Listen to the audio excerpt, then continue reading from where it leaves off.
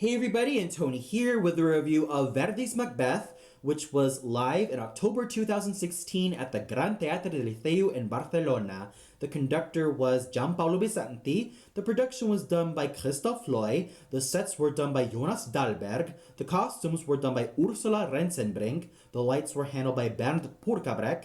And the choreographer was Thomas Wilhelm. This also marked Martina Serafin's role debut as Lady Macbeth, and I'll definitely get to her later. But first, my thoughts on the production and costumes. Overall, I definitely love the gothically dark and haunting atmosphere of this production of Macbeth. During an interview done by Anna Puce, who also sang the role of the Lady in Waiting, she stated that this production of Macbeth was based on Alfred Hitchcock's film Rebecca. Knowing the reputation that Alfred Hitchcock had as a filmmaker who specialized in horror, I could definitely say it is legitimately true. The dark atmosphere really does add a sense of mystery and a sense of chills down your spine, which is also evidenced in the fact that the entire action seems to take place within this creepy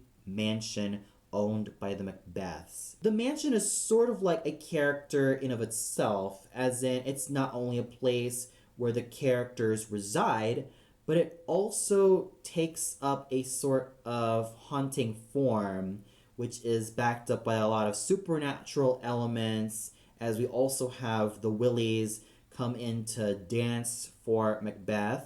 And I also like the fact that the witches also have beards, as based on the libretto stating that these witches are bearded creatures, and we see the witches sport different types of facial hair, from mustaches all the way up to goatees. And when it comes to the costumes, I definitely loved them. I feel like the best costume was definitely that of Lady Macbeth's selections of costumes, ranging from her black gown in her opening aria, complete with long flowing black hair, all the way up to her mink coat in the first act finale, and we even see her in her lovely ball gown, and of course her night dress complete with white hair. And what I really found interesting is that not only does Lady Macbeth have white hair, but also Macbeth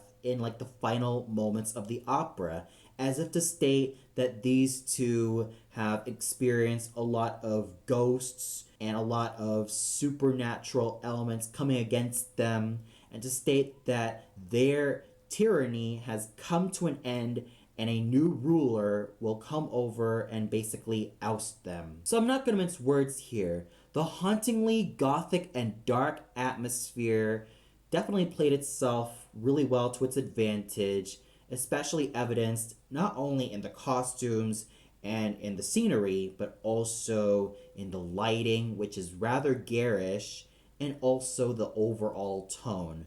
Granted, I would have loved to have a little bit more external scenes, like we could have had characters in a huge forest. We could have also had a lot of trees being used and a lot of caverns or even grottos, but I digress.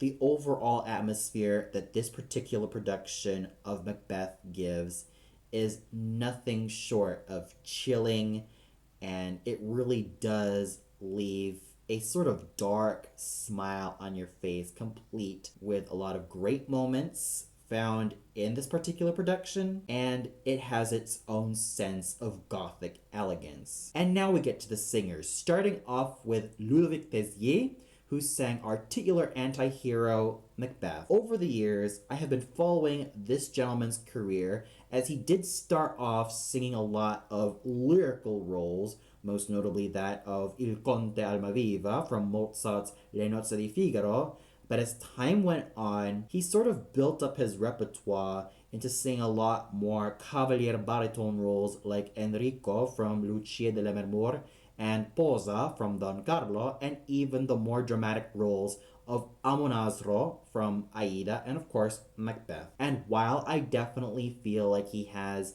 a noble and sturdy stage presence complete with a fine and elegant voice, I sort of miss that extra meat and that extra oomph that I really enjoy in a lot of baritones of the past, most notably that of Anselmo Colzani, Tito Gobbi, Gian Giacomo Guelfi, Cornell McNeil, Leonard Warren, and of course, Cheryl Milnes. Now, that is not to discredit Monsieur Tezier's talents as a singer. In fact, he had a very fine voice, and I thought he managed to portray the noble aspects of Macbeth rather well. And I thought that his acting in the first few acts were really good. However, in the last few acts, he was a little bit more on the stolid side. But what more can you expect from a role as challenging as Macbeth? You not only need to have a great voice, but you also have to have a lot of endurance to really perform this role well. So overall, I thought that Monsieur Tizier did a decent job singing this particular role. While he may not have a true dramatic baritone voice, he definitely has something that he knows how to play off of, and that is a sort of nobility that he gives to Macbeth. Then we go to Banco, sung by the ever superb Vitaly Kovalyov. I first heard about this particular basso when he was performing the role of Wotan from Das Rheingold and Die Walküre, and I also heard a fair amount of samples of his voice on YouTube, singing a lot of these Italianate basso arias. And Signore Kovalyov definitely had a superb sounding basso cantante voice. And he had a really noble bearing on stage, which is ideal for the role of Banco. He has this tallness and this nobility that he plays off rather well, and more than anything, his vocal assets were at their absolute prime. And while it doesn't have that extremely exciting quality that I enjoy in bassos like Boris Christof or even that of the great Nikolai Gyaurov, I still have to give Mr. Kovalyov loads of credit for a job well done and for bringing this particular role to life thanks to his superb sounding basso cantante voice and of course his handsome stage presence.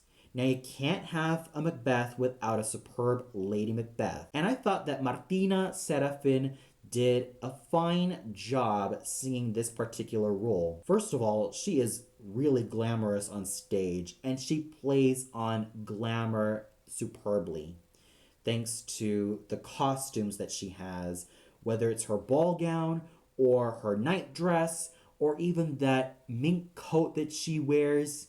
She looks fabulous from beginning to end. Vocally, she is decent. However, there are times that her voice can sound rather edgy on the high notes. As in, sometimes her high notes sound a little bit rough around the edges, and sometimes her tone sounds a little bit pushed, mostly because Martina Serafin did have her beginnings as a full lyric soprano who eventually sang a lot more spinto soprano roles, and nowadays she is attempting a lot more dramatic soprano roles like Lady Macbeth, Abigail, and of course Turandot. Yes, she does have that edge in her voice when she sings the high notes, but when it comes to her acting, I thought she was superb as an actress.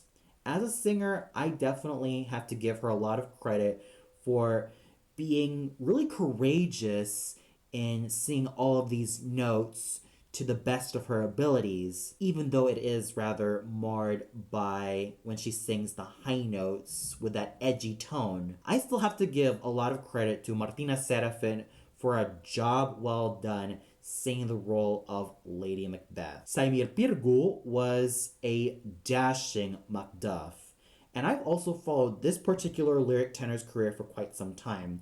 I first heard about him when I was about 14 or 15, and he was in his mid-20s, and he was singing a lot of these light lyric tenor roles like Rinuccio from Gianni Schicchi, and as time went on, he sang a lot of fuller sounding roles like that of Edgardo from Lucia de Lammermoor and Alfredo from La Traviata. And Saimir Pirgo did a fine job singing Macduff. Granted, I would have loved to have a slightly spinto tenor voice a la Franco Corelli, Carlo Bergonzi, or even that of Barry Morrell. But despite all that, I thought that Saimir Pirgu did a fine job singing Macduff, and I thought that he sang his aria a la Paterna Mano really well. Albert Casals was a tall and handsome Malcolm, thanks to his superb sounding, full lyric tenor voice, which he manages to emit such wonderful tones, even though his character was rather small. And I could definitely see this gentleman sing a lot more leading male roles. We also have such superb singing from the likes of Ana Puches, wonderfully sounding, lyrical, and gorgeous Lady in Waiting, thanks to her full lyric soprano voice. David Sanchez's finely tuned Doctor, and of course, Marc Canturi's superb sounding Servant and Assassin. So overall, the singing was rather good. Sure, there were some shortcomings, but when you have singers who are professional at their jobs like Ludovic Tezier, Vitaly Kovalyov, Martina Serafin, Saimir Pirgu, and Albert Casals, and even Ana Puche, you still have to give them lots of credit for a job well done and for pulling off their roles rather well. And the conducting done by Giampaolo Bisanti was superb, backed up by a fine orchestra and an equally fine chorus. So overall, with a hauntingly dark production, some solid singing, especially from Martina Serafin's Lady Macbeth, and of course some superb conducting done by Maestro Giampaolo Bisanti, I thought that this particular production of Macbeth was solid all around.